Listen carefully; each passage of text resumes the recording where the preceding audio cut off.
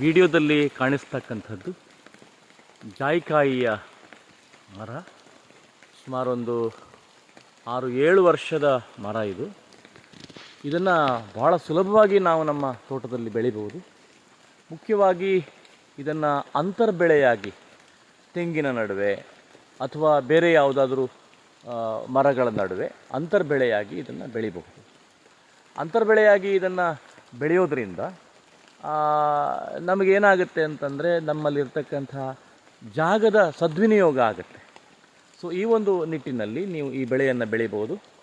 ಇದಕ್ಕೆ ಯಾವುದೇ ರೀತಿಯ ಒಂದು ರಾಸಾಯನಿಕ ಗೊಬ್ಬರಗಳು ಬೇಕಾಗುವಂಥ ಅವಶ್ಯಕತೆ ಏನಿಲ್ಲ. ಈ ತೆಂಗಿನ ತೋಟದಲ್ಲಿ ಬರತಕ್ಕಂಥ ಏನು ಇದಿದೆ, ಅವರ ತೆಂಗಿನ ಏನು ಎಲೆಗಳು ಗರಿಗಳಿದ್ದಾವೆ ಅಥವಾ ಬೇರೆ ಯಾವುದಾದ್ರೂ ಇದ್ದಾವೆ, ಅಂಥವುಗಳನ್ನು ನಾವು ಅದರ ಬುಡಕ್ಕೆ ಸೇರಿಸಿದರೆ ಅಷ್ಟೇ ಸಾಕಾಗುತ್ತೆ. ಮತ್ತು ನೀರಿನ ಅವಶ್ಯಕತೆ ಕೂಡ ಬಹಳಷ್ಟಿಲ್ಲ. ನೀರು ಕೂಡ ಅದಕ್ಕೆ ಅಗತ್ಯ. ಸುಮಾರು ಒಂದು 15 ದಿವಸಕ್ಕೆ ಒಂದು ಸಲ ನೀರನ್ನು ಕೊಟ್ಟರೂ ಕೂಡ ಅದಕ್ಕೆ ಸಾಕಾಗುತ್ತೆ. ಇಲ್ಲಿ ನೋಡಿ, ನಾನು ತೆಂಗಿನ ತೋಟದ ನಡುವೆ ಇದನ್ನು ಬೆಳೆದಿದ್ದೇನೆ ಅಂತರ್ಬೆಳೆಯಾಗಿ. ನೀವು ಅದರ ಬುಡಭಾಗದಲ್ಲಿ ನೋಡ್ಬೋದು, ಅದು ಬೆಳೆದಿರ್ತಕ್ಕಂತಹ ಜಾಗದಲ್ಲಿ ಯಾವುದೇ ರೀತಿಯ ಕಳೆಗಳು ಇಲ್ಲ. ಅಷ್ಟು ಹೇಳುವಷ್ಟು ಕಳೆಗಳು ನಮಗೆ ಕಾಣಿಸ್ತಾ ಇಲ್ಲ. ಆದ್ದರಿಂದ ಈ ಬೆಳೆ ನೋಡಿ ಎಷ್ಟು ಚೆನ್ನಾಗಿ ಇದನ್ನು ಕಾಯಿಗಳನ್ನು ಬಿಟ್ಟಿದೆ. ಇದರಲ್ಲಿ ಮುಖ್ಯವಾಗಿ ಅದರಲ್ಲಿರ್ತಕ್ಕಂಥ ಏನು ಮೇಸ್ ಅಂತ ಹೇಳ್ತೇವೆ, 2 ಉತ್ಪನ್ನಗಳು ಇದರಲ್ಲಿ ತಯಾರಾಗುತ್ತೆ. ಒಂದನೇದು ಅದರ ಜಾಯಿಕಾಯಿ ಬೀಜ, ಮತ್ತು ಅದರ ಜೊತೆಗೆ ಅದರ ಸುತ್ತ ಇರತಕ್ಕಂಥ ಒಂದು ಹೂವು, ಅದು ಎರಡೂ ಕೂಡ ಮೇಸ್ ಅಂತ ಕರೀತಾರೆ. ಅದಕ್ಕೆ ಬಹಳಷ್ಟು ಡಿಮಾಂಡ್ ಇದೆ.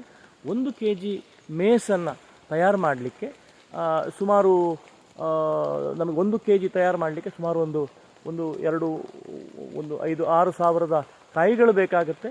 ಮತ್ತು ಅಷ್ಟು ಸುಲಭದ ಕೆಲಸ ಅಲ್ಲ, ಆದರೂ ಕೂಡ ಕಾಯಿ ಮಾಡುವಂಥ ಅದರ ಬೀಜ ಏನಿದೆ ಅದನ್ನು ನಾವು ಸುಲಭವಾಗಿ ಪಡಿಬಹುದು. ಮತ್ತು ಇದು ಹೆಚ್ಚಾಗಿ ಮಳೆಗಾಲದಲ್ಲಿ ಬರೋದರಿಂದ ಇದನ್ನು ಒಣಗಿಸ್ತಕ್ಕಂಥ ಒಂದು ಸ್ವಲ್ಪ ವ್ಯವಸ್ಥೆಗಳು ಬೇಕಾಗುತ್ತೆ. ಯಾಕಂತಂದರೆ ಅದರ ಏನು ಮೇಸ್ ಇದೆ, ಆ ಮೇಸ್ ಭಾಗ ನೀರಿನಲ್ಲಿ ಸಿಕ್ಕು ಕೊಳಿತದೆ. ಆದ್ದರಿಂದ ಅದನ್ನು ಚೆನ್ನಾಗಿ ಒಣಗಿಸಿ ಅದನ್ನು ಮಾರುಕಟ್ಟೆಗೆ ಮಾಡಿದರೆ ಬಹಳಷ್ಟು ಒಳ್ಳೆಯ. ಸುಮಾರು 1-1.5 ರೂಪಾಯಿ 1 kg ಮೇಸಿಗೆ ಇರುತ್ತೆ.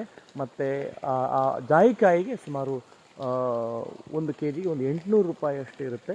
ಬಹಳ ಸುಲಭದಲ್ಲಿ ಬೆಳೀತಕ್ಕಂಥ ಬೆಳೆ. ಮತ್ತು ಇದನ್ನು ನಮ್ಮ ಖಾಲಿ ಜಾಗದಲ್ಲಿ ಹಾಕೋದಕ್ಕಿಂತ ಆ ಖಾಲಿ ಜಾಗದ ಸದ್ವಿನಿಯೋಗ ಆಗುತ್ತೆ ಮತ್ತು ಬಹಳ ಒಳ್ಳೆಯ ಬೆಳೆ. ನಿಮಗೆ ಈ ವಿಡಿಯೋ ಖುಷಿಯಾಗಿದ್ದರೆ ಲೈಕ್ ಮಾಡಿ, ಸಬ್ಸ್ಕ್ರೈಬ್ ಆಗಿ. ಧನ್ಯವಾದಗಳು.